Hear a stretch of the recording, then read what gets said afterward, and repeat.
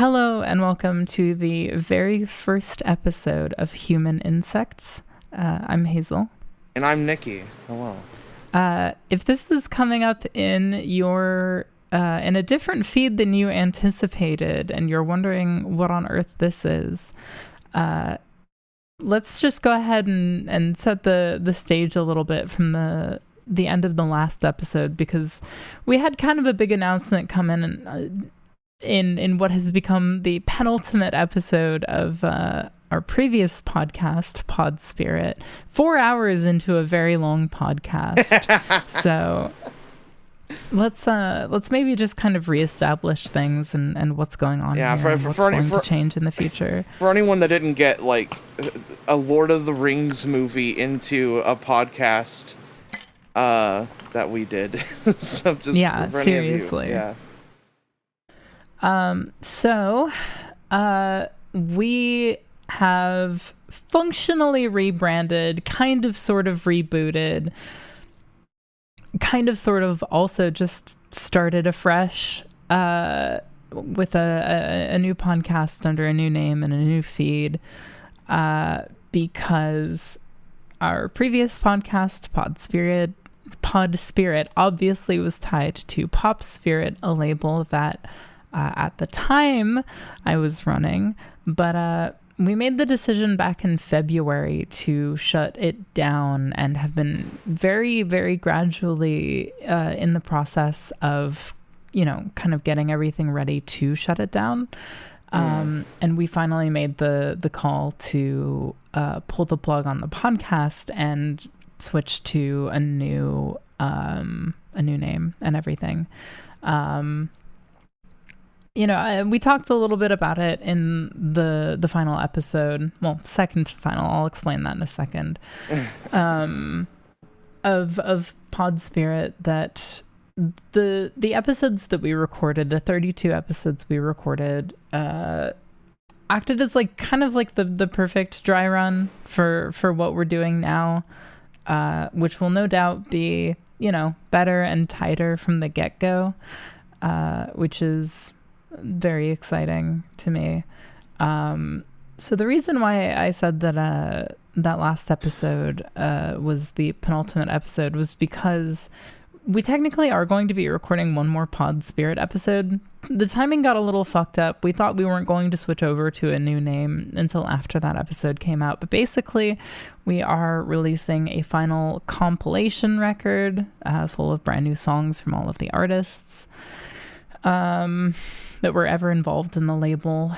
And we are going to accompany it with basically a post-mortem podcast, going over the history of things, and sort of sending it off in a proper fashion. It'll probably be the very first episode actually entirely about music. Yeah, exactly. Of our that music wasn't even podcast. True of any of our other music-related guests. Where we had musicians. We got on one of our favorite musicians. Yeah. Adam, come back whenever you want, bro. We've already got a lot of really good guests lined up. Yeah, we have some ideas. I would like to extend to. Okay, I want to be particular about how I ask about this. I think it would be cool. I think it's kosher for you guys to send us ideas for guests, but don't at people and ask them. Yeah. You know what I mean? Yeah. Let's keep it us asking those people, right? And stuff instead of you I don't think anyone's gonna harass anybody, but I just don't want people being like, oh God, what's this fucking human insect? What's this bug podcast? What do they want to do with me? Yeah, what's this fucking bug podcast? What the fuck does the bug podcast want to do with me? And it's like, I don't want to talk to these bug fuckers. Right, Get out of here. Yeah. I don't want us to have a bunch of people yelling at somebody on Twitter. So just send us emails or tweets or something. Be like, hey, I think it'd be cool if you got this person on, and then we'll definitely emails. I won't see them if they're tweets. Invariably I'll miss them. Do emails, and we'll keep them in the dome. We'll keep them in consideration, and but we do already have a Rolodex. Yeah, and with that, we actually have switched to a new email. Obviously, it would make sense for us to keep using the Pod Spirit one. So rest in peace. To rest in fucking peace. Rest in peace. I'm still going to continue to check it every now and again, just to be sure. Yeah. But we are now operating out of humaninsectspodcast at gmail.com is the place to send questions and all that stuff. Yeah, and I tested it. It works. It's true, yeah. Nicky sent a very vulgar email. Oh, yeah. I sent all my DSI pictures. I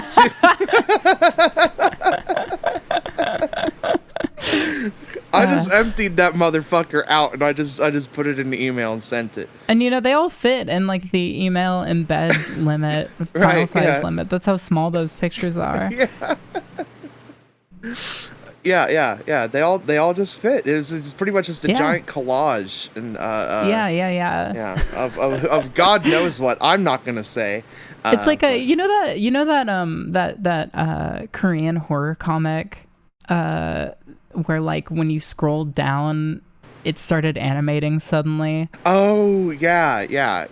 I'm picturing it's like that. Like they're all chronological. Like you got to scroll down, and then eventually you just get blasted with the nipple. See, already we're mixing old podcast lore. Yeah, I'm realizing. Yeah. It's fine. That is a legendary moment that's been clipped on my second channel. You can fucking. Oh my God! It out there, and this podcast is going to start going up on your second channel too, isn't it? Yes, isn't that the is. Plan? Yeah, it is. So I think I'm also going to put it on my Patreon feed as well, just to kind of keep all of the audio stuff in one spot. Yeah. So this podcast just got a little bit more accessible. I guess. Yeah. And then I figure I'll do like the first maybe 3 to 5 episodes will go up on the Pod Spirit feed as well, if I'm able to, as well. I think you are. I've seen podcasts do that sort of thing. Yeah. So as well as the new feed. I'll link to the new feed in the old one so that people can switch over. Right. All you RSS more than anything. heads. I'm just really excited that we're going to have a podcast name that will actually come up if you search it. Like, I'm so glad we don't have podcast in the name of our podcast anymore. Yeah. Pod Spirit was a little bit weird to search. My podcast is foolish and has 2 titles because I do everything under Explode When Defeated. So it's the Explode When Defeated podcast. That's what you have to type in. But it's called Discuss All Monsters because that's the show we're doing. So it's I think Spotify hates that. So if you just try to search up Discuss All Monsters, you might not even find the show, even though that is the title. Should I change that? I don't know. It's only going to be Discuss All Monsters for another year or 2. So I don't know. Is it that worth it? I think you're making the right call. Yeah, I think Explode When Defeated is a very searchable name. Yeah. So just remember if you ever want to find my nerd podcast, and then you got to search. I think I'm going to get into the habit of actually putting links in the podcast descriptions. I'm also going to make a point. Somebody commented on YouTube about this, and it's one of those things that I had meant to do, but the workflow that I had with Pod Spirit never allowed for it. I am going to keep a list of topics we discuss. Oh wow! Just itemized so that people can go through and look, because when I was listening to more podcasts when I had a bike commute to and from work. Yeah, right.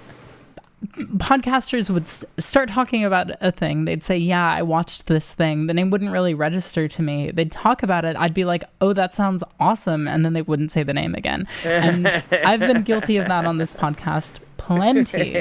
So I'm going to make a habit of just getting an itemized list so nobody has to fucking agonize trying to rewind while they're mid-bike fucking crashing into cars and shit. we're really turning over a new leaf with this one. We're committed to doing better. We hear you. We see you. We're undergoing treatment. Oh Oh God. We will do better. Yeah. We're having our Succession season 2 moment. All my Succession heads shout me out in the comments and stuff. If you're watching that show, it's the best show on TV, baby. Are Succession fans? What do they call themselves? Suckers. Suckers. Wow. They probably should. Couple of fucking suckers. Fucking suckers.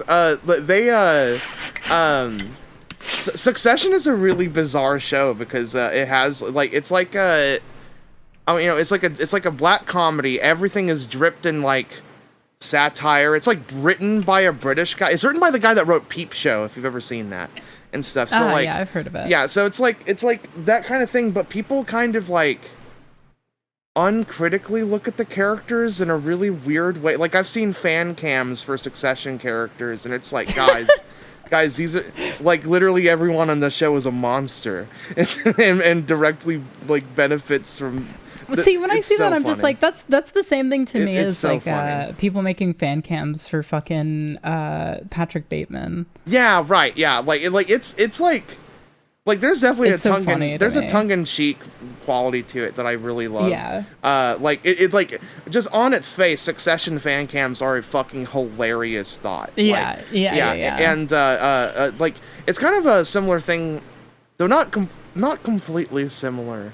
But I don't know, it makes me think of Breaking Bad memes. But then whenever I thought about Breaking Bad memes, I went into like this whole other thing because I think Breaking Bad memes, aren't like they don't even have to do with the show anymore. They've advanced at such an alarming rate. Yeah. It's honestly, I mean, it's like a 10-year-old show. Like it's been almost 10 years like since it's less about the memes relating directly to Breaking Bad and more about them relating directly to the concept that show is like permanently ingrained in the public conscience. It's made like that show has been rendered completely timeless, even though it is dated, but it's been rendered timeless because the memes are relentless. Like, and they're really fucking funny. Like, still they are and stuff. Like, like there's a fucking video. It's one of my favorite videos of all time right now. And it's just a video on YouTube entitled Finger, and it's Mike Ehrmantraut from Breaking Bad, and like it's someone doing a pitch perfect fucking like parody of his voice, and he goes, "Walter, stop it! I don't want to put your penis away. I don't want to have sex right now." It's so and it fucking. I don't know that, and it's like really bit crushed and fucked up and everything. It is the funniest thing to me. Like it fucking tears. That's every good meme reaches that level. Yeah, right. Where it's just like eventually it's just completely baked and encrusted in just like internet like. Yeah. I don't know. I've never watched Better Call Saul, by the way, so don't ask me about it. I've seen the first few seasons when they were first coming out. I thought they were really good, and then it's just I didn't avoid it. I just didn't watch it. I just never got around to it, and now it's over. So I guess I'll watch it sometime. But it's hard to keep up with TV. Yeah. I mean, it is whenever it's like actually network television. And stuff like on the like the TV that are on the apps, I'm like, it's like so like chill and stuff. Like I've been the rehearsal has been like appointment television for me, and so like I'm there as soon as it drops. Like I fucking need my Nathan Fielder dose and stuff. So and the final episode is coming out in a couple days, and I'm absolutely terrified of what I'm about to see. So I don't know, but TV generally though, October's gonna be fucked up, I guess, because I'm thinking about TV. Oh no, my mind's going a mile a minute for some reason. I'm thinking about TV and stuff, and October has like too much anime. Like it was cool, and then now it's like less cool because it's like, well, too many shows. I feel like I need to look at what's airing. Urusei Yatsura, Mob Psycho 3. Oh my fucking god! Oh my god! Chainsaw Man. Christ! Yeah. 3 shows that are like must sees, and then and then fucking for all my dipshits and shitheads out there, the final season of Bleach, they're fucking just adapting that final arc. That shit is coming out in October. I'm fucking like I'm so happy. I'm so amused at Bleach's like weird comeback, and I'm just like, it's so crazy. Dude, let's fucking go. Like let's whatever. Let's do this shit. Whoa, wait. What? Pop Team Epic is getting a second season? I didn't know that. Is it coming out in October as well? Yeah, what the fucking fuck?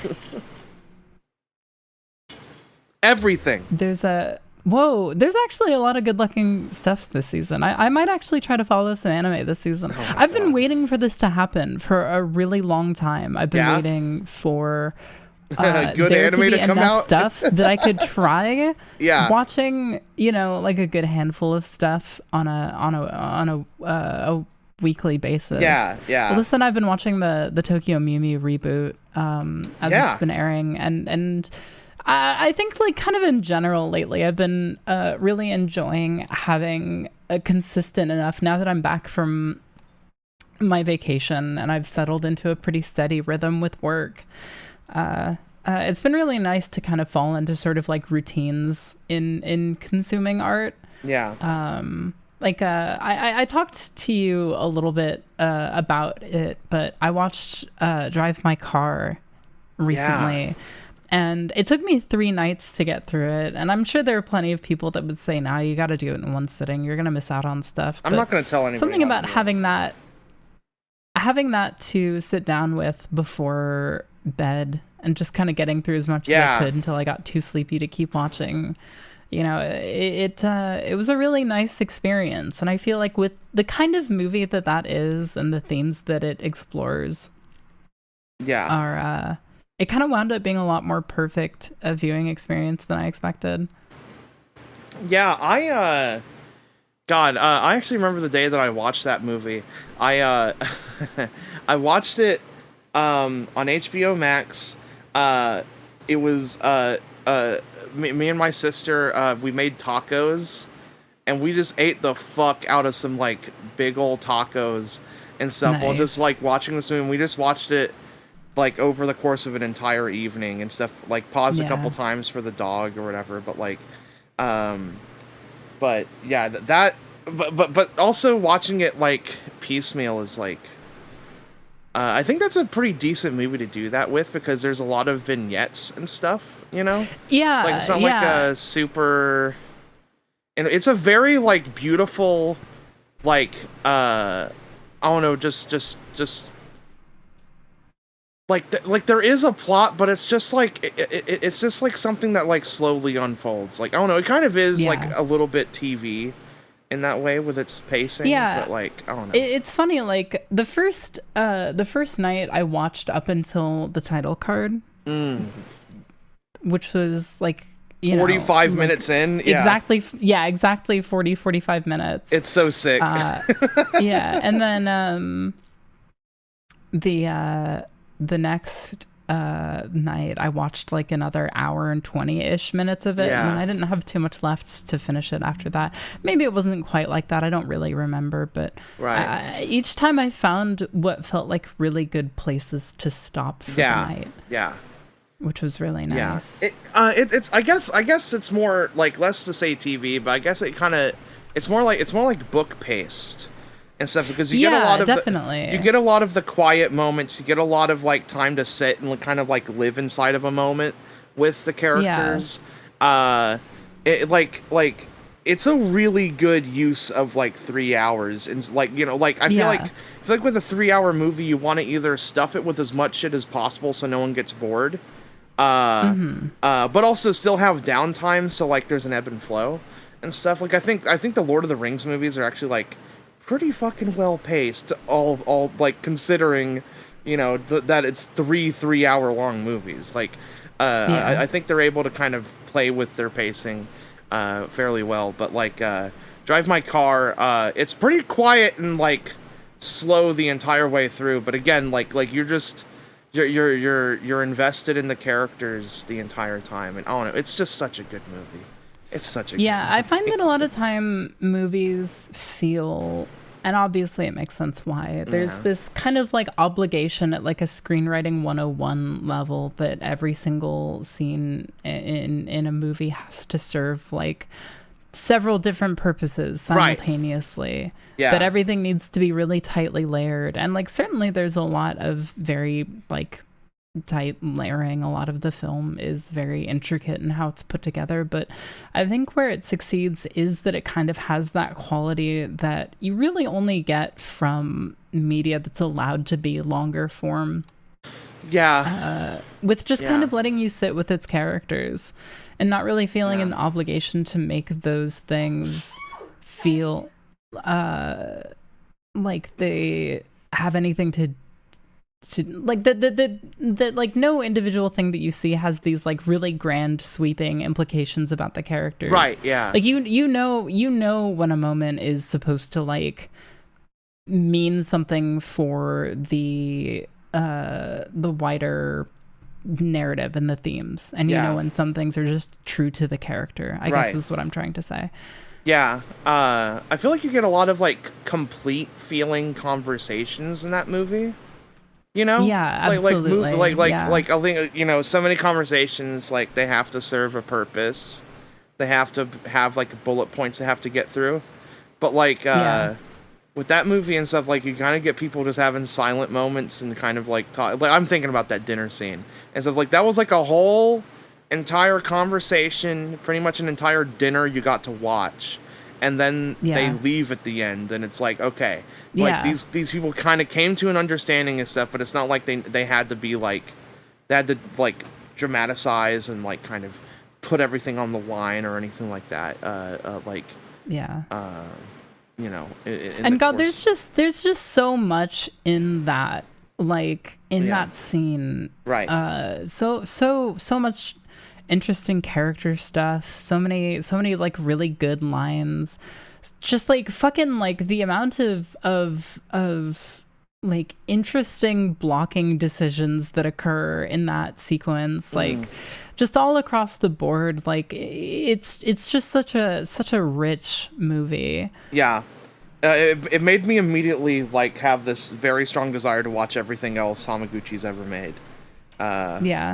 Just because it'll take you about as long as it took you to get through all the Yakuza games. It'll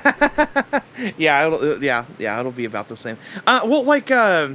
He released you know, Drive My Car is the second movie he released in 2021, right? Like, that's fucking crazy. I didn't know that. There's another, or maybe Drive My Car came out first in Japan or something. But he released 2 movies last year. One of them was Wheel of Fortune and Fantasy, and it's like 3 shorter stories from what I understand. Right. And it's like 2 hours long. And so I didn't realize that came out this year or last year, whichever it would have been. Yeah. It's just it's kind of funny. I feel like he's a director that just so happens to have like his 2 most important, or like his 2 most famous movies are the 3-hour one and the 5-hour one. So it's like he's the happy hour guy. He did a 5-hour movie. And I want to watch it. I would have watched like 6 hours of Drive My Car. I would have watched much. I mean, if it really felt like there was a 6-hour movie in there. You know what I mean? Yeah. Like it felt like there were these things that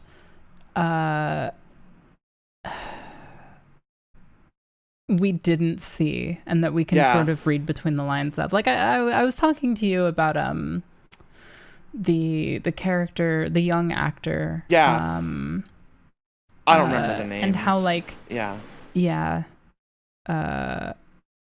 Takatsuki. Right.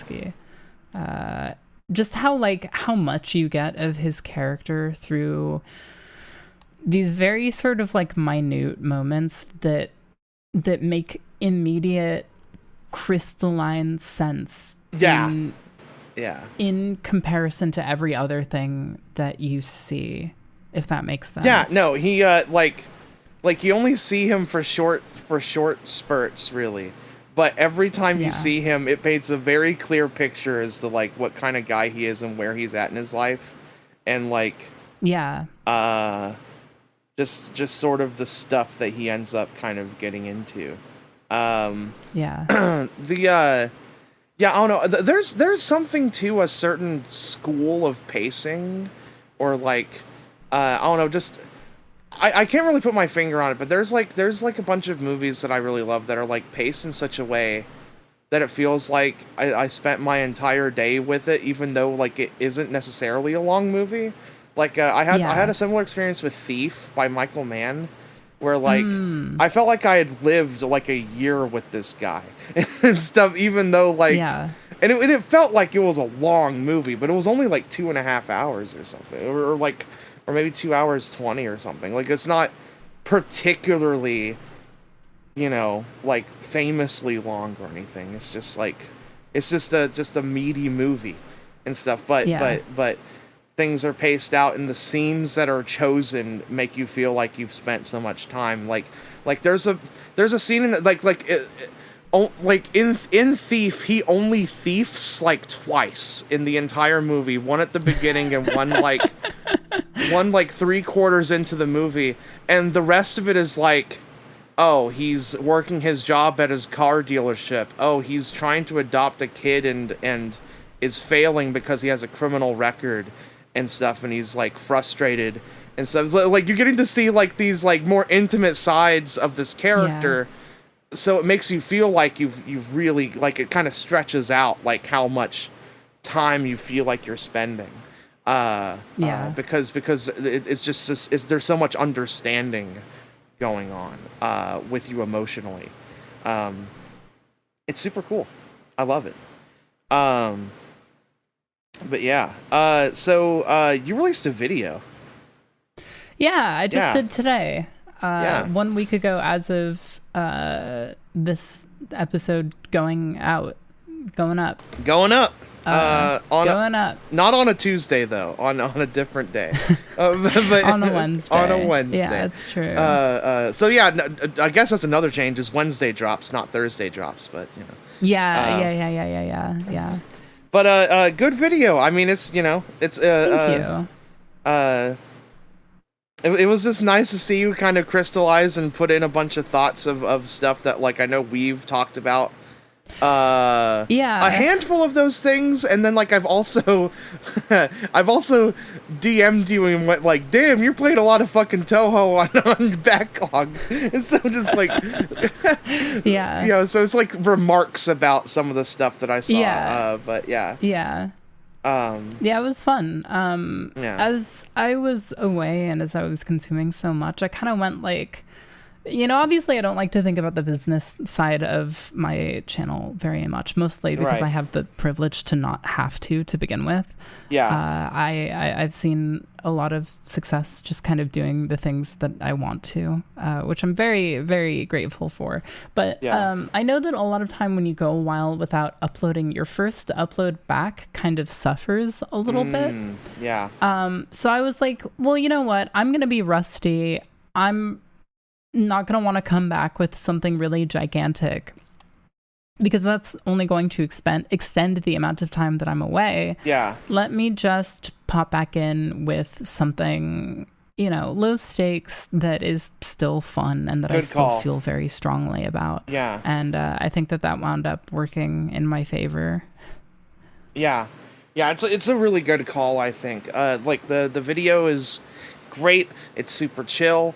It's like a playlist of like recommendations and just like cool shit all the way through and stuff. Like I really enjoyed it's funny watching. Because I was making it, I was kind of like oh yeah, this is kind of like what we do on the podcast. A little like bit, in less detail. It's like the thing about making a video is that there are so many things that, like, theoretically I would really like to make videos about that just aren't gonna happen. Right. Yeah. They just can't. It's not viable to try to fit,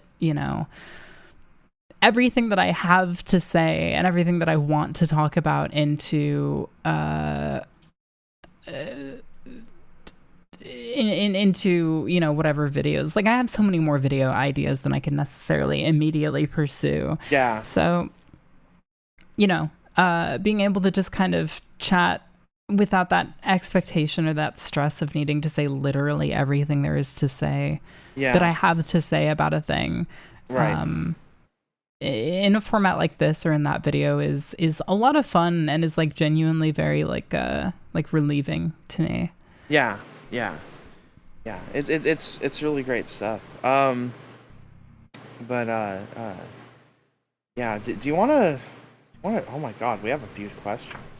Yeah, we can. We can start running through them. What's up? Huh? I just said me. Oh yeah. Like, did you say something? Yeah. I just said that we can start running through them. Oh, okay. Sorry. No, it's all good. All right, I guess you got a note to cut that out because I was like, I totally missed that. Oh my God. Oh, I should have read these. I'm gonna be right back. You're gonna be back? Yeah, well, you pick one. I'll be right back. Okay, all right. Okay, so we have some animal-themed questions that I want to run through because okay, cool. I fuck with this motif because they're all funny. We got 3 that involved some kind of animal and stuff. Okay, why? So one from @Jrpg asks, who would win in a fight, Air Bud or Beethoven? I gotta be honest. When I first read that question, I forgot that Beethoven was a different animal. Yeah, well, okay, like they're both dogs, but Beethoven is a different kind of. Yeah, he's a so Air Bud is a Labrador Retriever, and then Beethoven is a Saint Bernard. Right. I think. Yeah. See. Okay. This is like a tank versus DPS conversation. I was just about to say this is unstoppable force, unmovable object because I don't think. Yeah. I think they're at a constant stalemate because Air Bud. Why is the Beethoven Wikipedia page under lock and fucking key on Wikipedia? Oh man. You need to be legitimate. Legitimate Wikipedia contributor in order to edit the Beethoven Wikipedia page. What fucking McElroy made some schmuck joke about Beethoven? Oh, right, yeah, that caused a bunch of chuckle fucks to go on and be like, oh, Beethoven was directed by my mom. Right. Get out of here. Oh my God. But yeah, I think they're at a stalemate, don't you? Like Air Bud could play every fucking sport known to man and try to cross up Beethoven. Was there ever an... Oh, no, there couldn't be. I was going to ask if there was like an Air Bud boxing thing, but I think that's a little like... I don't think a dog fighting movie is. Air Bud boxing just a guy and this guy, just a regular man, is having to be directed on a movie set to like punch this dog. It's like, give him everything you got. Don't hold back now. He can handle it. He can handle it. It's Air Bud, all right? It's Air Bud. It's Air Bud. Okay. Important question. Does Air Bud have his Air Buddies? Oh, absolutely. Are you familiar with those spin-offs? Oh, I have young siblings. Of course I'm familiar with the Air Buddies. Air Buddies, no, they're not allowed. That's way too OP. Are they allowed to watch? Okay. Because here's the thing. If the Air Buddies are watching, the Air Buddies. I think it's like the Pokemon move I think it's called Enrage, where it makes the Pokemon confused, but it also raises their attack. Yeah, right. So that sometimes they'll hit themselves for more damage, and sometimes they'll hit the other person. Like I think it's like that. Like I think like Air Bud will be like, I can't let my children see me die in the ring. And then I think Beethoven, I think he'll be like, I gotta fucking crush this guy in front of his shitty little kids. I'm imagining Air Bud in the Ashita no Joe final panel, just oh my God. If we ever have specific fucking episode art, that would be the time for it. Oh my God. Yeah, Air Bud just like drawn just super detailed and just like his head's down and some of his children watched him die in the ring.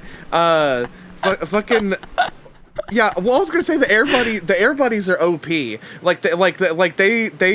hung out with Santa Claus and they've gone to space and shit. Like, you don't know what, like, I feel like they're above mortals or mortal dogs, I suppose. Yeah. But like, you know what I'm gonna say? Yeah. I'm gonna say that the secret winner is My Magic Dog. My Magic Dog. Yeah, My Magic Dog is a direct-to-TV movie. Or direct-to-video movie. Right. It's a real piece of shit, if you can imagine. And it's about a dog who dies and then comes back as a ghost and is able to do ghostly things. I know about this. Yeah. Yeah, I've seen like a video about this at some point. Yeah. Okay, so good God. Roy So Tired asks, I love this. This is such a demented, like, why would you ask this question? But I love it. It's, if you have to put a mouse in your mouth, are you starting head first or tail first? Head first. Head first? Yeah. Why? Definitely. I think it would be more comfortable for the mouse. Okay, fair enough. But if that motherfucker I don't know. If that motherfucker starts like boxing speed bag my fucking uvula, he's coming right out. He's coming right out. I guess I'm also thinking like it would be really bad to have the tail kind of slip down a little too far, you know? Yeah. But also imagine you like go to eat something while the mouse is in your mouth and it also comes out. It's like Alien. It's like the smaller mouth inside of the xenomorph's it pokes mouth. Out and steals it and then goes back inside. Yeah, You're hey, that's my turkey dinner. Having a tape mouse our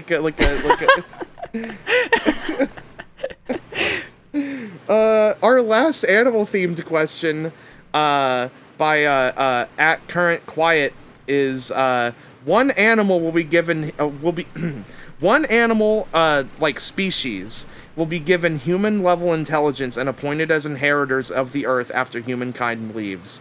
What should that species be? Cool answers only, please.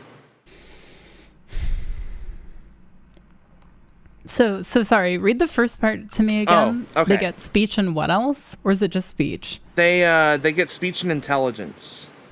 Speech Human and level intelligence and appointed Okay. as inheritors of the earth. I feel like there are humankind certain leaves. animals where it would be really cruel to give them intelligence without first letting them evolve a little bit. Okay. You know what I mean? Yeah, right. Like, what happens when you give a chicken human intelligence and then it has to contend with the fact that it's one of the flightless birds? Right. Yeah. Like, that seems sort of existentially cruel to me, I think. Right. Yeah. My obvious answer is kind of also cheating, so I won't say it, but I mean, I'll say it, but it won't be my official answer. Is like apes, like of course, like yeah, it won't take long for them to just fucking replace us. Yeah, like let's just fucking do it. Give it to the orangutans, man. Like just let them have it. But then also, you know, there's a whole movie series. I don't know. Yeah, so that feels like a cop out. I don't know. I think okay, what animal species can we utterly eliminate, like in terms of like their like what animal species are like okay, you know what, when we're gone the sea levels will be so high that I think we can only choose sea life. Oh yeah, you're right. And so, because if we all get wiped out tomorrow, like all the factories that are running aren't just going to break down immediately. Like they're going to continue to do irrevocable damage to our planet. Right. Yeah. So, yeah. And it'd basically be like we were still here anyway, right? Like it wouldn't exactly, like we wouldn't really be gone until the sea levels got all the way back up. Yeah. Yeah, I was just trying to think of any species of animal that feels just a little bit too like full of rage, like not chihuahuas. Not hippopotamus. I'm afraid of. Yeah. The hippopotamus. Those motherfuckers are full of blood and fury and stuff. Like they don't. Yeah. They have no kindness in their heart. Yeah. I don't know. Yeah. Birds. I think in general. Like they would have too much. Like they would get really, really proud of the flight thing like way too quick. Right. You know, they'd be like, "Oh, what is the smartest bird?" Let's Google this. The crow. Oh, of course. Oh, yeah. I think crows. Yeah. I think crows can display humility. Yeah. Right. I think that they could probably make it okay. Although maybe, hold on, maybe we're thinking about this the wrong way. Maybe we should give it to like an already really dumb animal. Right. Okay, and when it comes to sea life, definitely also not dolphins, because they're basically already most of the way there. And yeah. I don't know. Octopi are also very smart already. Yeah. Manatees kind of seem dumb, but like in a sweet way. It's they're just buddies. I don't know. I feel like I want to vote manatees, unless someone's gonna email us like an article next week, and it's gonna be just like. Is like manatees actually are like the most murderous like Arctic animal or whatever. I feel like I would believe that if you told me. You know? Yeah. Yeah. Just what do we think about penguins? I fuck with that. I like that. We like penguins. Yeah, it's like, they're also a flightless bird, but I don't think that would bother them. Like they seem to be able to get on just fine. I mean, they've got a lay of the land in Antarctica pretty well and stuff. Like, yeah. Their only thing is their like sea lion problem, right? Like, right, yeah, and maybe you give them the tools for the job, and then maybe it's not so much of a problem. Penguins fashioning their own weapons. Yeah, taking up arms. Yeah, taking up arms. Those sea lions. Their days are numbered. Not on Penguin Earth.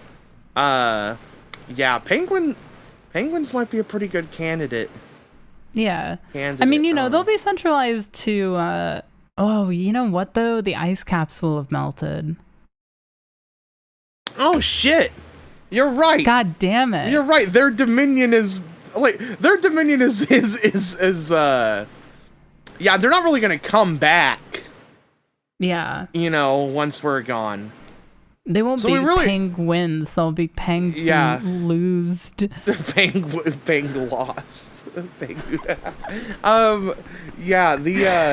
I guess we got to fucking think about this, just like what could win? What species of animal do we want to help in this new world? Right. That's basically just a sphere of water, and that's it. Yeah.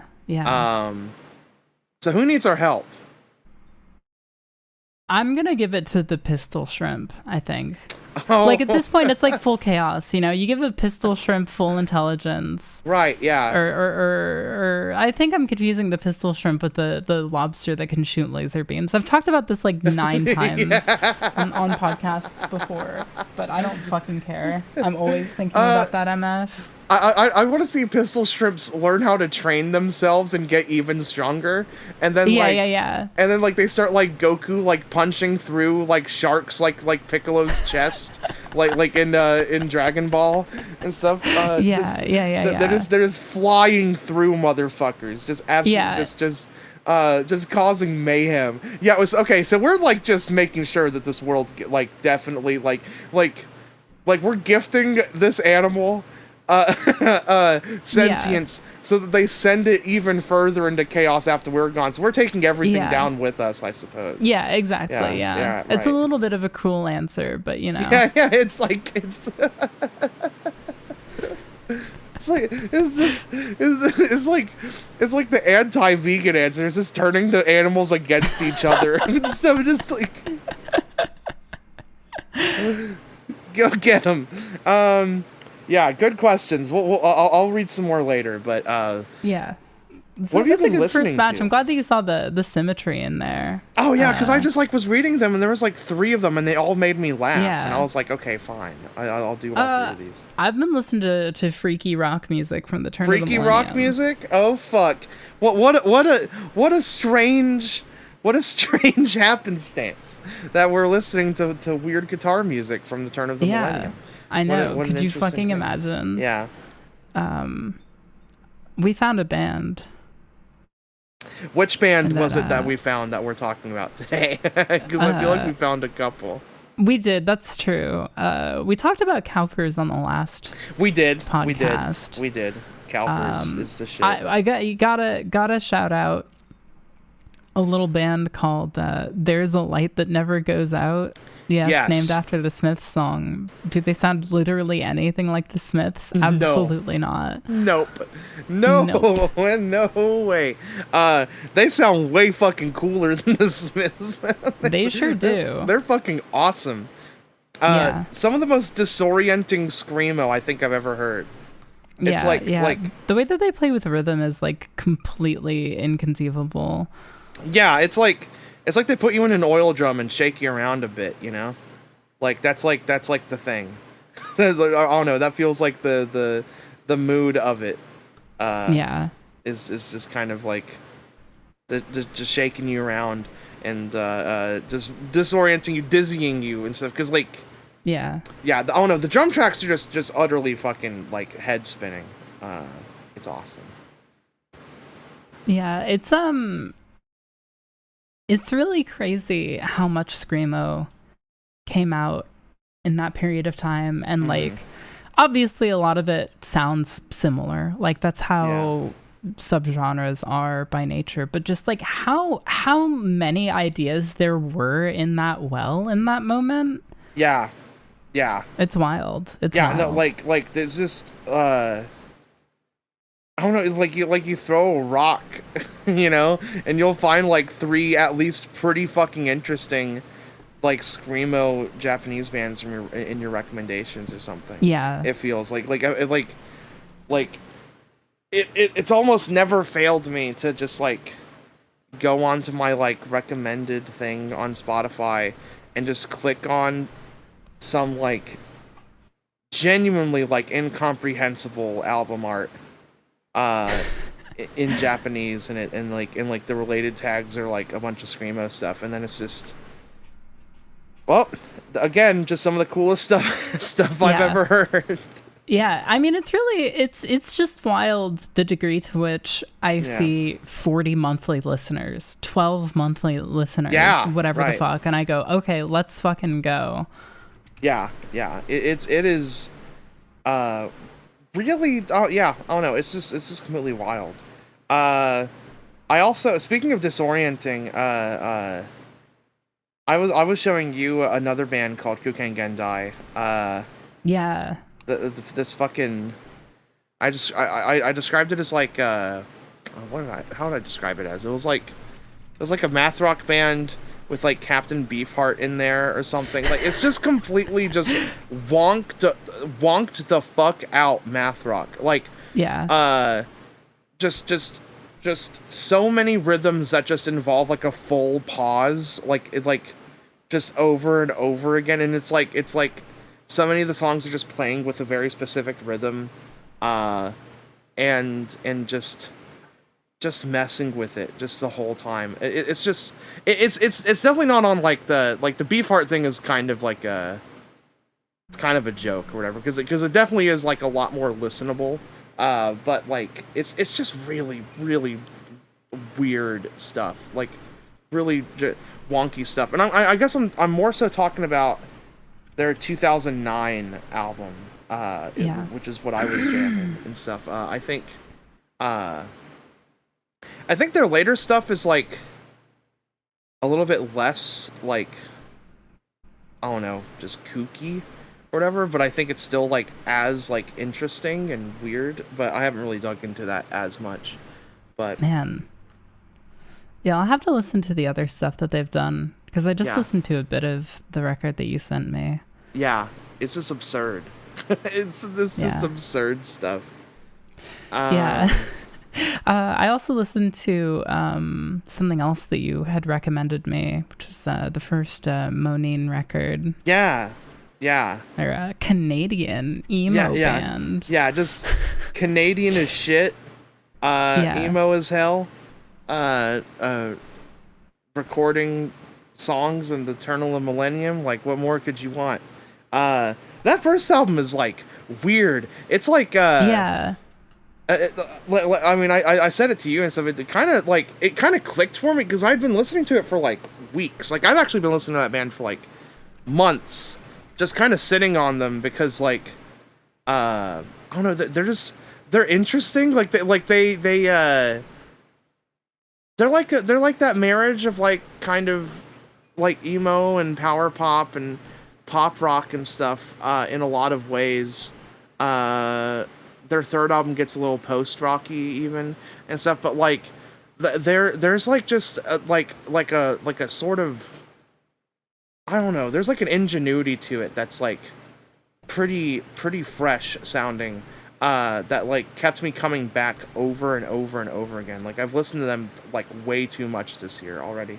And but that first album, it just like clicked for me like last week that like what it reminded me of was like the first Brave Little Alpacas album was like, but like it wasn't like, it's not nearly as mathy or like complicated really, but it's just the very specific sort of ingenuity and just like song hopping and stuff, and the weird like long conceptual like because the whole album has like just like this like running track list that just runs right into one another and stuff, and it's just like it's just really swinging for the fences, and you can tell they're just like really young and super into it, and it's just like I love listening to stuff like that.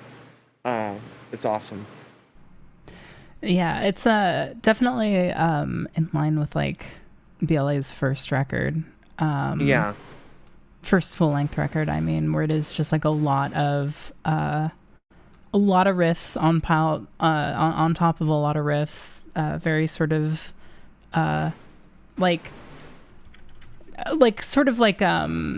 transcending any sense of cohesion in exchange for just like getting fucking weird for it. Yeah, and just running with it, just taking it and just like, I don't know, just doing the most like grand stuff that you possibly can think of. It's great.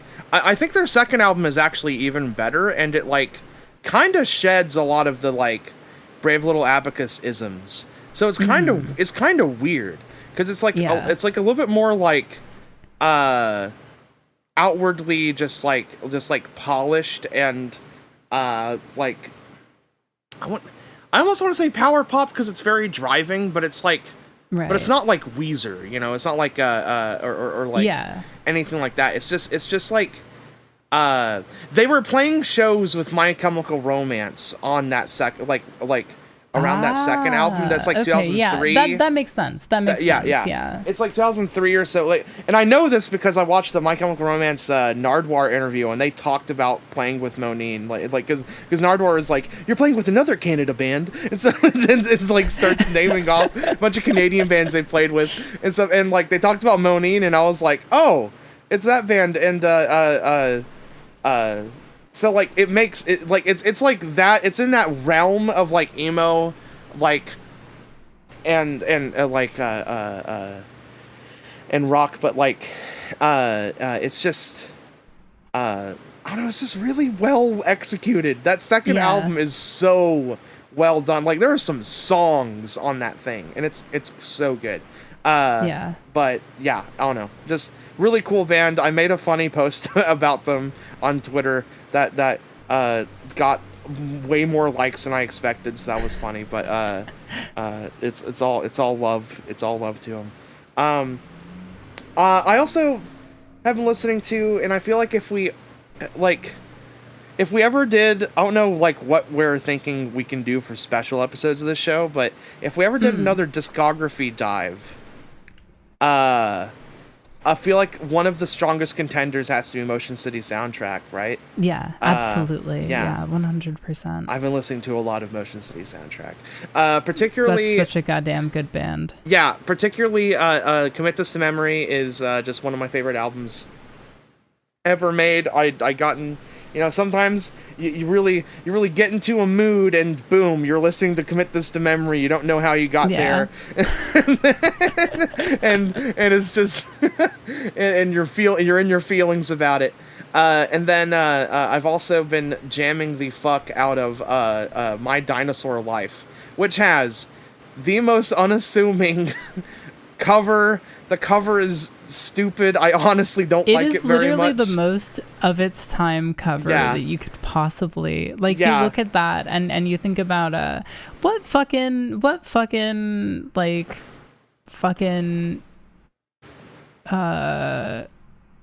band was it? I can't even remember the fucking micro genre they were a part of. They were probably crunkcore. Was it the Devil Wears Prada that had like a bunch of fucking Reptar shirts that all the scene kids wore? It was a lot of those like Christian metalcore scene kid bands and stuff. But yeah, Devil Wears Prada was kind of like the most like one of the most prevalent ones. But like it's like 2010 2009 like YouTuber core like fucking album cover. So like, and I just don't like the way it looks, but the songs there's some fucking good power pop songs on there, just utterly fucking like, and it's probably their most diverse album. Like there's some crazy shit on that album that like in terms of like, for Motion City soundtrack, you would not expect them to write a song that sounded like this.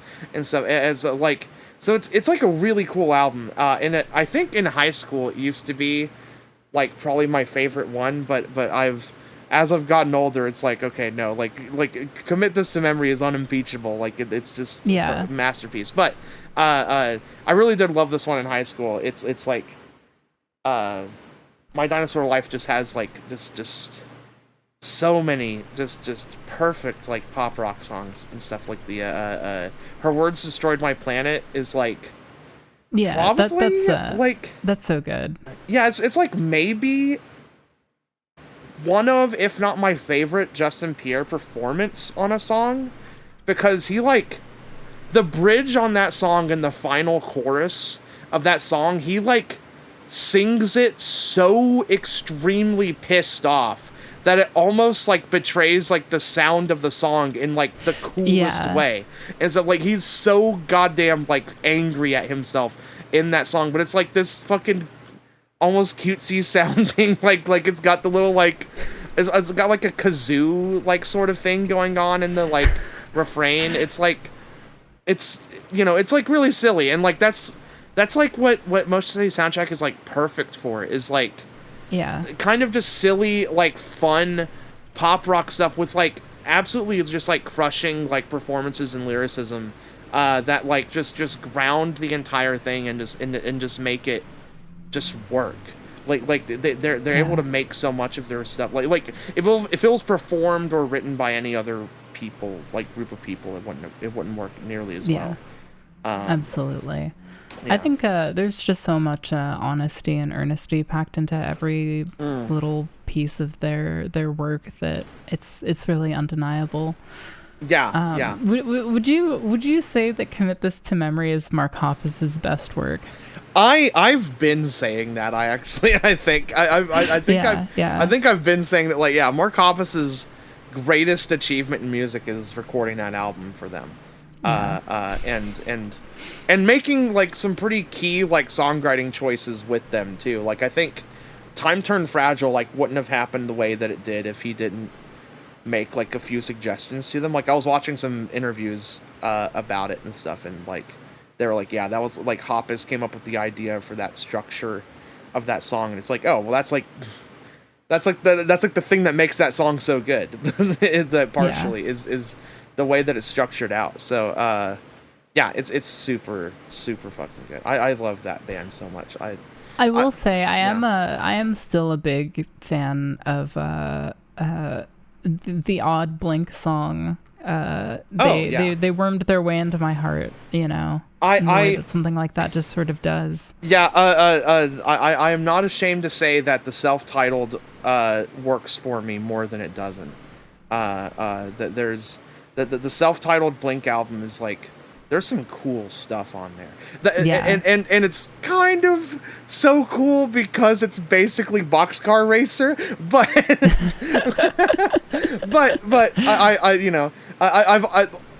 I've long said that, like, my joke has been that Mark Hoppus's best work is Motion City Soundtrack's Commit This to Memory, and then Tom DeLonge's is that Boxcar Racer's best Blink album and stuff. Like just anything those guys are doing apart from Blink is kind of like, just, it's better for me. But Blink has some like fun stuff, which also means inherently that you're of the mindset that Travis Barker's best work is with the Aquabats. Yeah, of course. Yeah, of course. Though I will say, First Date is a perfect song. I think First Date by Blink-182 is like a perfect song. It's so fun. It's just. And that music video is like, it's also great. Have you seen the video of Gerard Way like going on stage with Blink and like covering First Date or like singing First Date with them? No, I don't think I have. Yeah, that's like I don't know, that's just a funny thing that happened that I remembered. Yeah. Yeah, I don't know. Yeah, there's also that My Name is Jonas moment too, actually, now that I think about it. Right. Yeah, they played with Weezer.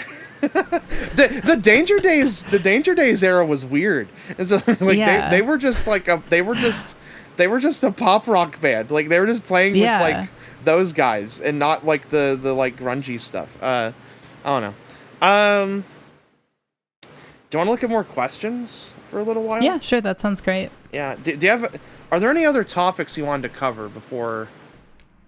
Because I feel like we could just sign out like after doing a few more questions. What do you think? I got a few. You got a few things? Okay. There's a few things that I would talk about that I just don't think I have enough of down. Like I've only read like 6 chapters of Akane Banashi. I would really like to. It's so good.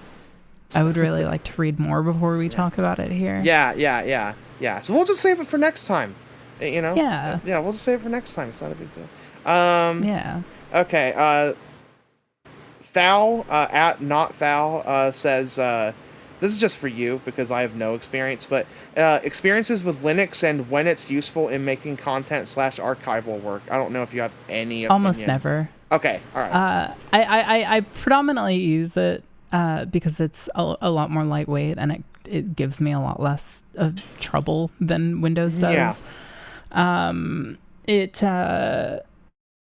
It has really only come in handy for times that I've been like, all right, like I am going to download a fuck ton of torrents all at once and then convert them from MKVs to MP4s overnight. Yeah. I don't want to have to think about fucking getting fucking like a million computer viruses from downloading ancient shitty hentai or whatever I'm doing for whatever fucking reason. Yeah. Telestic Harlequin at Telestic Harley says, in the wake of y'all's new podcast reveal, what is your favorite type of insect? So this is someone that did listen to all 4 hours. Oh, that's a good one. Yeah, that's a good one. I am that of a typical 10-year-old Japanese boy, and I really like Kabuto beetles because they have the cool horns. Yeah, they're very cool. I know for a fact if I was just simply born somewhere else, I would be a beetle kid for sure. Like, you know. I think bees are really cute. Bees are I gotta really give it to good. Bees. Yeah, I love. We bees. have these these big like kind of like hairy little like Mario Galaxy bumblebees around where we live. Man,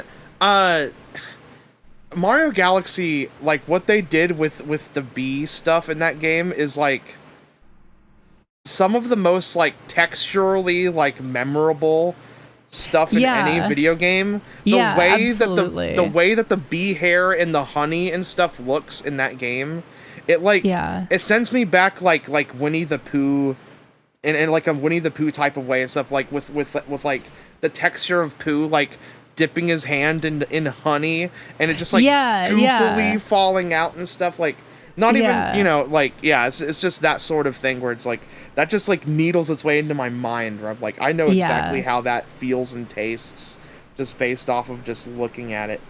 I really like moths. I don't like them in person, but those like really big, really ornate moths I think are really cool. Yeah, moths are cool. Yeah. I always get excited about moths whenever a new Animal Crossing comes out.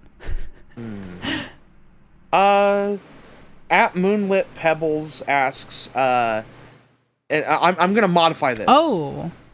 What? What's up? I'm just like, I didn't even think to talk about that. Oh, well, okay. Well, I'm gonna modify it and just and tease it out a little bit. I want to say, they ask, what did the new Chainsaw Man chapters make you feel? And I'm gonna say we have to use one word only. Good. Good, yeah. I'm gonna say happy. I'm gonna say awesome. Don't say it's like I like it really is just straight up like nothing but pause vibes. So excited, can't wait to see where it's going. Everything is great. I feel like once we've like crossed like the threshold of an arc has happened, then I feel like I'm gonna have a lot more to say and am inclined to yell agree. about and stuff. Even though this specific chapter that just came out is one of the best of the whole series. It's so like the way it's formatted, the way it like transitions, like it covers two big plot beats at once. The characterization in the second plot beat is just fucking pitch goddamn perfect. I absolutely love it. And it's very likely to inspire a bunch of trolley memes, and I'm so excited about that. It was so good. Yeah. Let's see. Cookie of the Cream asks, this is kind of an obvious one, but I'll just quickly answer. Do either of you have experience with Kingdom Hearts? If so, what's your favorite characters? Love the podcast. Thanks for everything. I've played all of Kingdom Hearts, except for like the music spinoff, which has plot relevant cutscenes in it, so I'll have to play it sometime. I love it. I'm in, but I enjoy it the same way that I do like a 7 or like 8 out of 10. Like, okay, so many of these games are like way above a 7 or an 8 out of 10, but on the long scale, I enjoy them the same way that I would like a second rung like shonen anime that I really like if One Piece is like my favorite of all time, right? Then like I enjoy it in the same way that I would like Naruto, where like I'm having fun. Yeah. I'm emotionally invested. It makes me tear up a few times and everything. But is it ever gonna be like, you know, tip top, like the absolute best thing I've ever fucking played in my life? Not really. Like I'm more of a Final Fantasy guy than I am a Kingdom Hearts guy. But I really enjoy Kingdom Hearts, and I'm excited for the fourth one. It looks great. But I don't know. Do you have any like Kingdom Hearts feelings? I don't know how much you've played. You probably played random ones. Like if the whole thing had been like the opening of 2, I'd be a big fan. Fair enough. I'm too cynical for Disney. Fair enough. I'm too cynical for a lot of that kind of thing. I didn't used to be. I used to have more love in my heart. Yeah.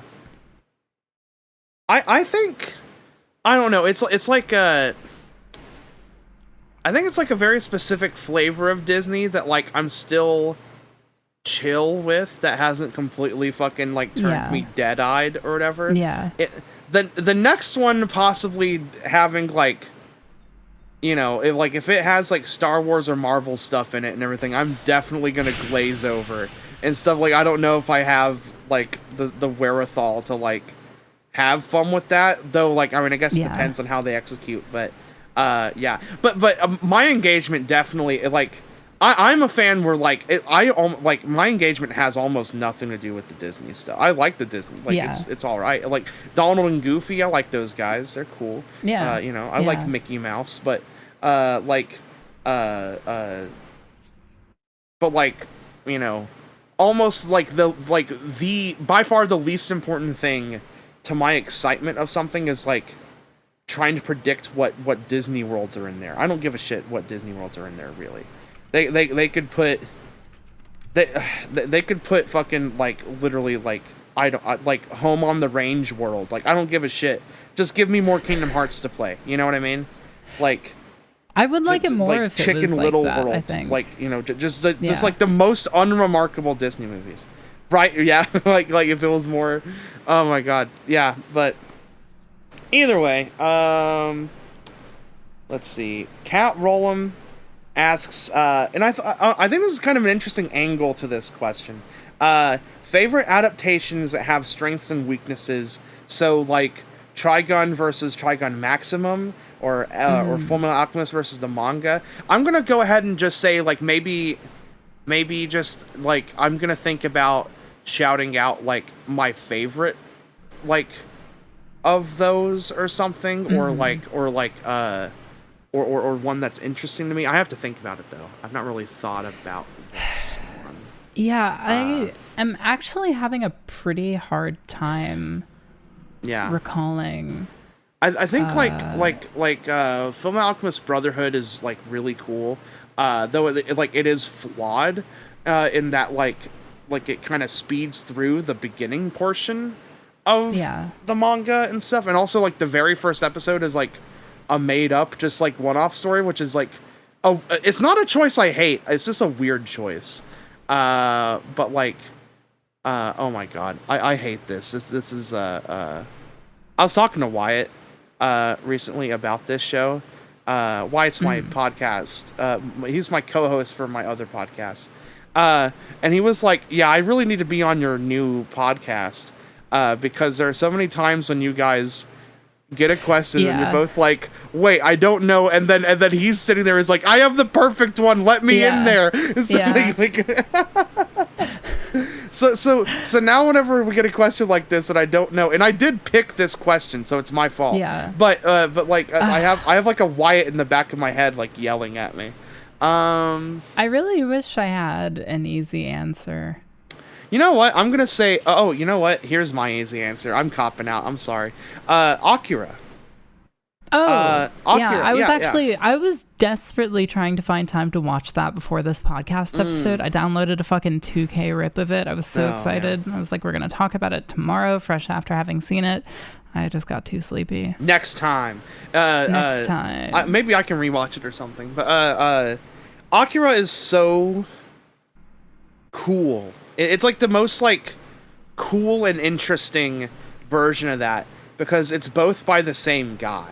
That the same guy directed the Akira movie and then drew the Akira manga, or he directed the movie like while he was in the middle. Like it's this whole like weird, like they bleed into each other thing, and it kind of makes for this cool thing where this movie, it's like you can't regard it as an adaptation of the original at all. It's its own version of similar events, but it basically gives you all of the colors on the easel, or not easel, like what the fuck is the I guess it's just a palette, like the word for the fucking painters, like where they put the splotches of paint or whatever.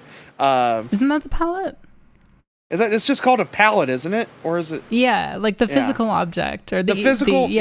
Because everybody, I don't know. Every time I think of the word palette, I think of fucking like food and like eating palette and stuff. Yeah. But same. But it is like it's like all the colors on the palette that that he paints the manga with. But he's like pretty much reduced it down to these like elements and just mixed them all up in this like fucking insane 2-hour like bout of a movie, and it's like a true assault of the senses. Like there's so much going on that like I don't know, but it's kind of an interesting thing where I feel like I never truly understood the movie like until I had read the manga, and it wasn't because the manga made the events more clear. It just made the very it made the object, the movie, make more sense to me as to why it exists and what it is. So it's just really cool. But I feel like that's like the coolest version of that. I did watch the adaptation of Genma Wars. Harmageddon is the insane English title it was given. That's a fucking that's a thrash metal album name. You know? It really is, yeah. That'd be like a Megadeth album. Harmageddon. Yeah, but I watched it because I know that Genma Wars was an inspiration on Otomo, and then Otomo also did character designs for Genma Wars. So across the board, it kind of felt like, that'll be a good thing to watch before I watch Akira and then read the manga afterward. As per your suggestion.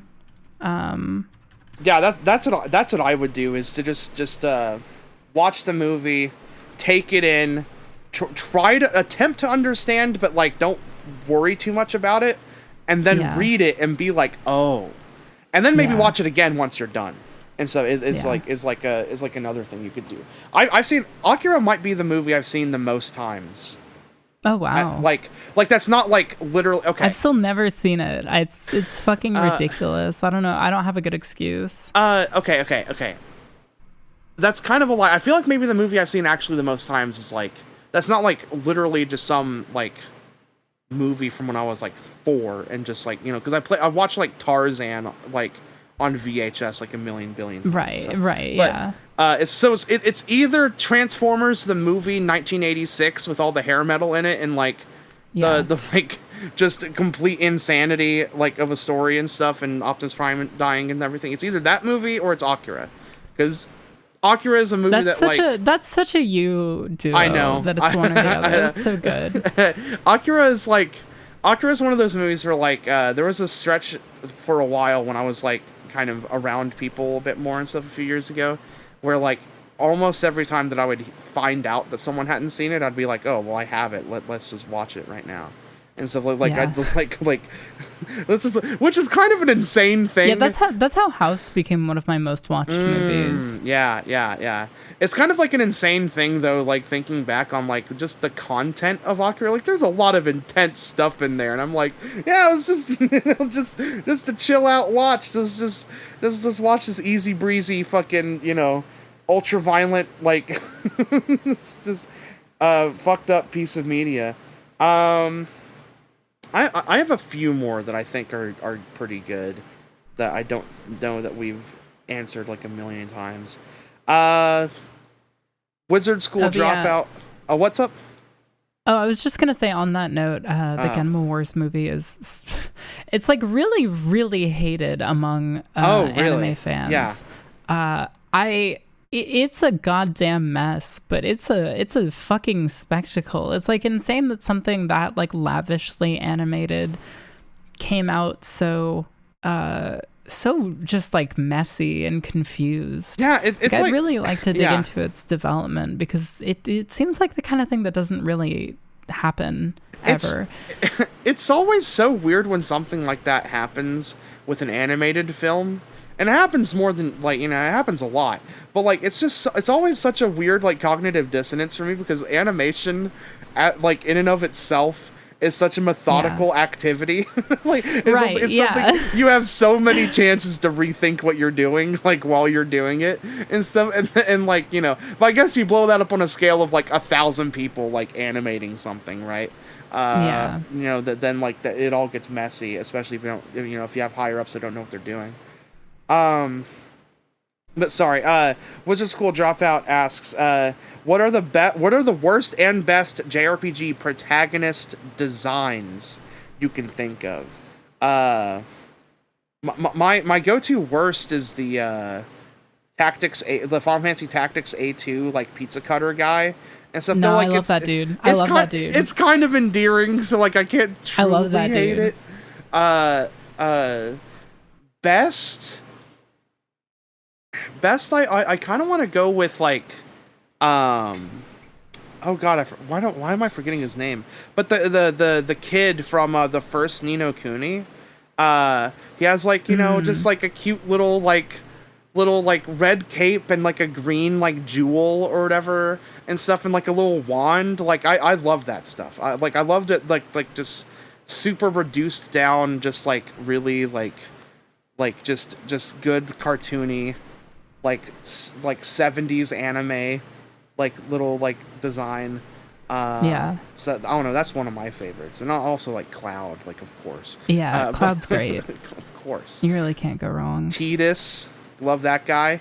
Water Sword, like, what a cool idea. I don't know. I have a hard time with worst because I just keep thinking of the cool ones. Yeah, I know. Yeah, I don't even. I'm so bad at these kinds of questions. Yeah. Like, I gotta reach into my brain for like the entirety of all of the media that I've consumed to try to pick the optimal answer, and it just never comes to me. I'm sorry. I'm a failure as a podcaster. We're gonna give another shout out to Drakengard 3. Drakengard 3 forever, fuck baby. it. Drakengard 3. Yeah. What's up? Oh, I was just gonna say that I almost just said that as a cop-out answer, so I'm glad that you said it for me as a cop-out answer. Yeah, just whatever, just shouts out. Yeah. I've just played so many games. It's hard. It's hard to keep it all together in my little brain. I'm gonna ask you this one because like part of your video was kind of dedicated to this. So I wonder what your answer is now. It's at Vana16 asks, what is your biggest blind spot in essential classic video games that you want to rectify? I think with games there aren't too many at this point. Yeah, I know that I have some blind spots, but I'm just not very interested about filling them. Like, I'm not interested in Western RPGs. Right. Yeah. Functionally, you could say that it's Dragon Quest, but like, I've spoken to a lot of Dragon Quest fans. I've seen a lot of in-depth readings and writings and videos on Dragon Quest. I feel like I've kind of osmosed what I need to know about it. Yeah. Yeah. I think for me,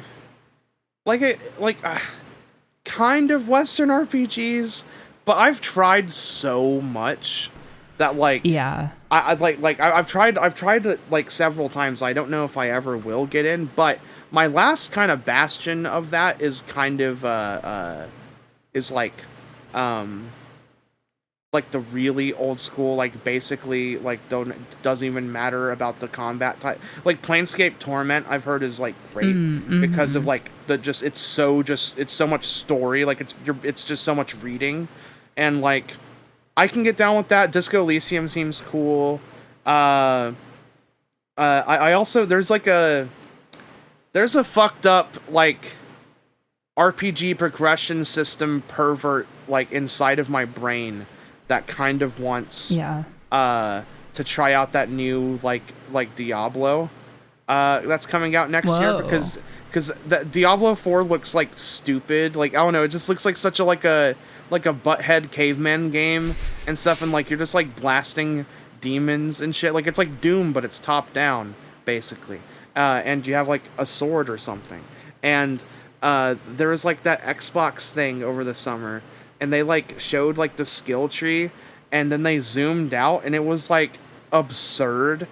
And like it reminded me of like just like this is like if they made the sphere grid in Final Fantasy X, but they didn't stop like ever and stuff. And that is and like I just want to try that out and just see if I even like take to it. It's probably going to be on Game Pass, so like it probably won't even cost me much. But and I think my other one is probably like I really want to try Etrian Odyssey, but that's I've basically already dipped my toes into it though, because I played Strange Journey, but I don't know.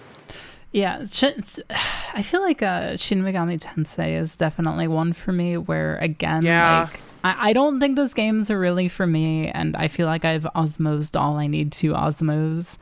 Yeah, right. And then like the other big one is like I don't really have a ton of otome games under my belt. I just have a hard time getting invested in male characters. Sorry.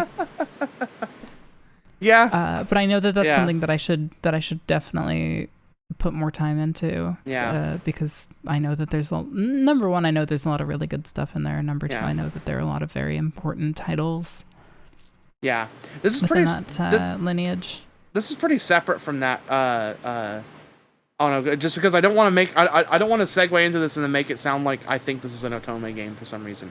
But I really, really wish Sega would like put out like a fucking Sakura Wars like set.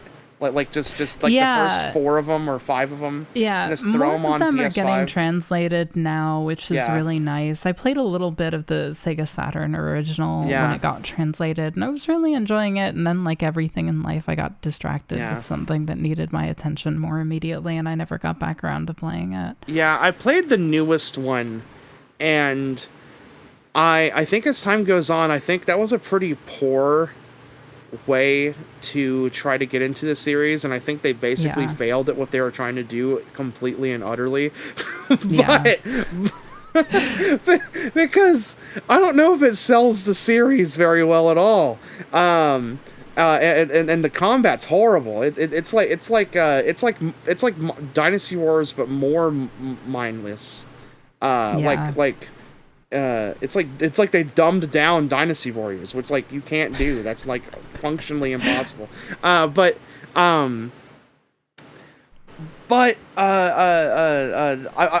being stubborn. I'm like, okay, that wasn't a real shot. I'm gonna try again, and I want to play one of the Saturn ones, but they should make it easier for me to do that because I don't feel like emulating Saturn really.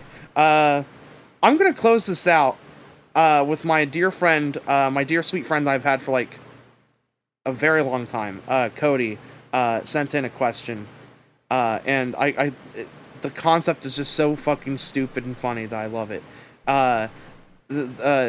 He says, which horror villain would you rather be blamed for their killings and need to prove your innocence in court? Freddy Krueger or Leprechaun? So would you rather have to try to explain yourself? Well, hold on. Does Freddy Krueger, does that count the stuff that he did when he was alive? No.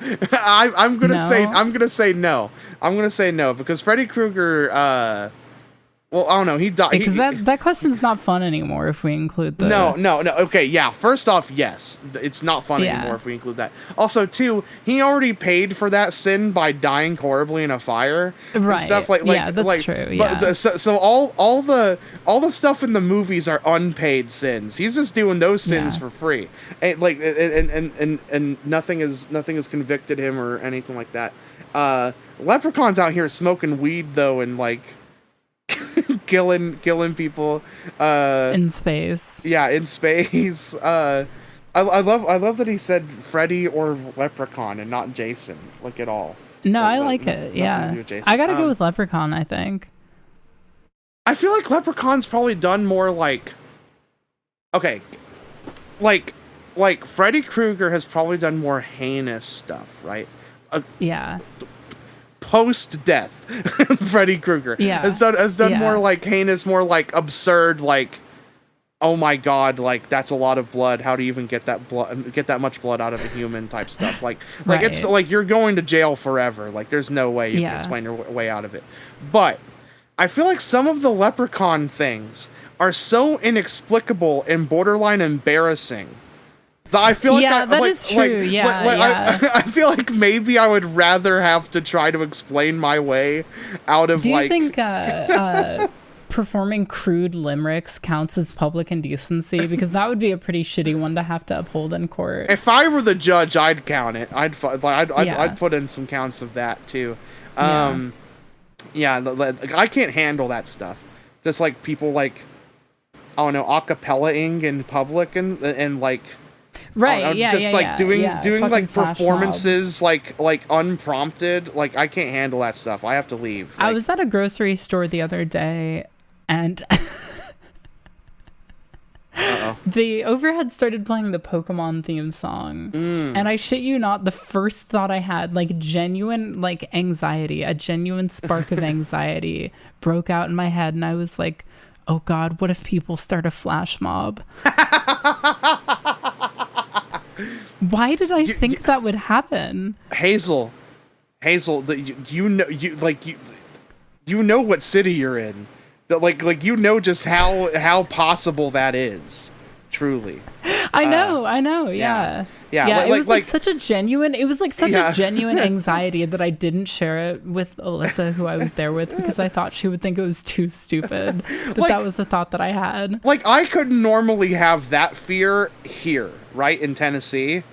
But, right. But over there, pretty plausible fear. So it's you know, I saw a video shortly before we jumped on this podcast, where apparently like someone was at like a Thundercat concert, and hey, Thundercat owns, by the way. Thundercat got interviewed in Shonen Jump like a couple issues ago. Oh, what? That's so cute. Yeah, he's like, and apparently like according to him, he's the first musician they've ever like interviewed in that magazine. I guess maybe like first musician from over here maybe. And stuff. It feels a little weird that they wouldn't have interviewed like some band or whatever. Like sure. Or like TM Revolution or some shit. Anyway, gacked, if you will. And the fucking but it was like a video from like a Thundercat concert, and some lady just like rushed the stage and then took the microphone and started singing like her own song. Like that, like it wasn't a Thundercat, so like she just started trying to perform in the middle of Thundercat's set or something. Man, and I get it. It's really hard to catch a break as a musician in the modern day, but yeah, I think, come on now. I think if that happened around me, I would probably, I don't know, I'd probably sleep under a bridge or something. Like, I don't know, I would just. I would really go away for a while. I think I'm also thinking of that one video I saw like a few months ago now, or whatever. That was like some like movie in a movie theater, like it wasn't playing. Oh my fucking God! And God, I forgot about this. Right. And she's just started doing stand up in front of the entire like theater, and people were like, "Shut up!" And she just kept going and feeding into it. Awful. Like I would turn into a fucking like animal and just like, I don't know. Yeah. I'd start chewing my own arms off. Definitely. Yeah, right. Yeah, and I'd tear off all my skin and mail it to somebody. Just the most visceral. Fold it up all nice, you know. Yeah, right. Yeah. Put a bow on it and stuff. Yeah. Yeah. I guess on that note, though. That's a podcast. That feels Nicky, like a podcast. Where are you online? Hey, God, can we just celebrate for a second here? It's only an hour and a half. Like, I know. I'm so stoked about that. Normal it podcast. Feels so good. Normal podcast. Okay, all right. I'm at anti_laser on Twitter. You can find me just absolutely blasting fucking posts about just whatever game I'm playing, or it's just super stream of consciousness, just dumb shit. I'm probably like drunkenly posting about some band or something, I don't know. But you can also find me on patreon.com/explodewhendefeated. That is where all my other podcasts about like kaiju and just other miniseries, like we did a miniseries in Planet of the Apes and Evangelion, and Hazel's joining us for a Rebuild of Evangelion podcast. Yeah, get on that. Yeah. So that's at the $5 tier for the miniseries with Hazel and everything. There's just a lot of fun stuff. You gotta love a price point that has not been affected by inflation. Very true. What can you get for $5 a month in today's age? Yeah, anything. anything? What can you spend $5 once for anything in this economy? I don't fucking think so. Well, that's a steal and a half. Well, if you pay that $5 to me, you get access to like. I looked at the thing, and like I think with all the it's like unreal. Like my Patreon 150 page, podcasts. Yeah. It's like it says 145. Yeah, 145 podcasts, or at least post-tagged podcasts. But I wouldn't tag that on like stuff that's not a fucking podcast. So there's like 150 fucking shows on there. You can listen to everything for $5, or 50 of them for $1, because there's like a bunch of off-topic shows. So many. Yeah, it's a lot of stuff. It's so many. Yeah, so what a deal! what a motherfucking deal! Hazel, I mean, like, you know, you got places. Yeah, I'm just on Twitter at a few bruises. Someday that username will make sense. What a deal! What a deal! What a deal! You can follow me completely for free and completely without remorse. I don't know what that means. Getting followers remorse. I've had that a few times actually. But yeah, it only happens when the person follows you back. Right. And then it's this moment of like, oh no, what if I sign myself up for? I'm just kidding. I haven't experienced that in years. Good posters only. Our email once again is humaninsectspodcast@gmail.com. Send us comments, questions, concerns, guest suggestions, literally whatever you want. Okay, maybe not literally whatever you want, but a lot of things. You can send us whatever. Yeah. And we will we'll answer, comment on it, talk about it and stuff. We kind of want to, like, just to keep this between you and us, we kind of want to try and move a little bit away from the Twitter questions, because sometimes they can kind of repeat themselves a little bit. So if you really want something that you pretty much know for sure is going to get read on the show, send us a good email, and we'll fucking read it, and we'll talk about it, and shake your hand, whatever you want. And I think that should be everything. I don't think there's anything else we need to promo. No, I think that's everything. Yeah. The end. Yeah. Make sure to switch to the new feed so you can get all of the episodes. I'm going to continue to say that for the first few if I can get that all squared away. Yeah. And then you can also, I mean, you'll see it here, but you'll also be able to see the lovely podcast art that we did. Oh yeah, we fucking jumped in a call and we hashed out all the best manga panels, and we were like, let's assemble all of these and go to town. Yeah, just cool stuff. We wanted to make something cool. This is our podcast about cool stuff and about just whatever. It's just us talking and having fun. It's basically everything you loved about Pod Spirit, but just I don't know, ever so slightly more unchained, unhinged. We can do whatever. This podcast can take as whatever form it feels like, and we'll have fun. We're just having a good time. We're just having a blast. We're just having a good time. Just chilling. Yeah. All right. Have a good one. Thank you so much. Next episode, 2 weeks, just like last time, on Wednesday this time. Thank you so much, everybody.